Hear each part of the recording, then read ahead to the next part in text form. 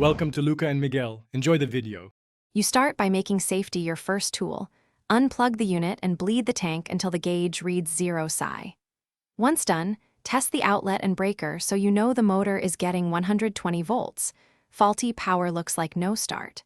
Next, visually inspect belts, hoses, fittings, the drain cock, and oil level if it's an oil-lubricated pump. These quick checks tell you whether to proceed to electrical troubleshooting or mechanical repairs without wasting time.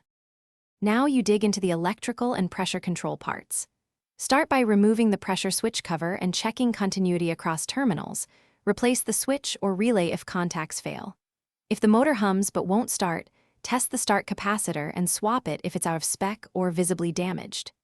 Meanwhile, make sure check valve and unloader valve seal properly.